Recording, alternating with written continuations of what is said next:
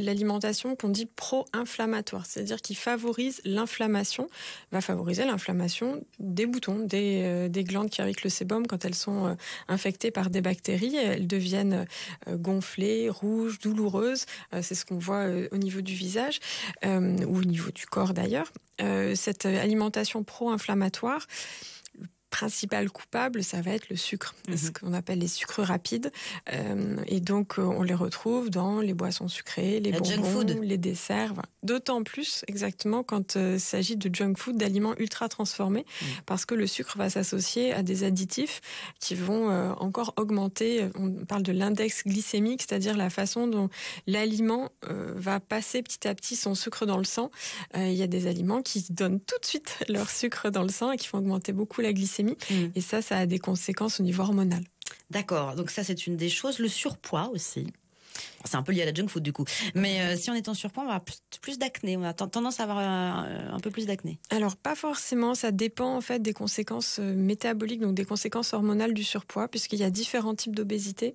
Il y a des personnes qui vont avoir une hyperandrogénie associée à leur obésité, donc plutôt un excès d'androgène, et d'autres qui vont avoir une obésité plutôt localisée peut-être au niveau des cuisses, des fesses, et dans ce cas-là plutôt une balance hormonale qui va aller plutôt vers les œstrogènes, et dans ce cas-là moins d'acné. Et le stress, mais en même temps quand on a des boutons on est stressé parce qu'on a envie qu'ils disparaissent. C'est un cercle vicieux, tout à fait. L'acné altère la qualité de vie, donc ça donne des soucis, ça modifie l'image de soi, ça retentit sur la confiance en soi, donc on est plus stressé, donc on fabrique du cortisol, de la substance P, des hormones qui favorisent les boutons.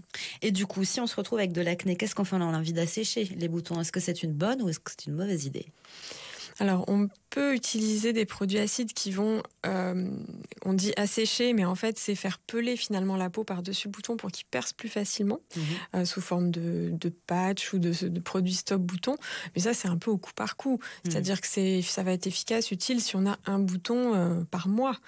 Si on a un peu plus de lésions, il vaut mieux utiliser un traitement quotidien qui va un peu traiter les boutons présents, mais surtout prévenir la formation des nouveaux boutons.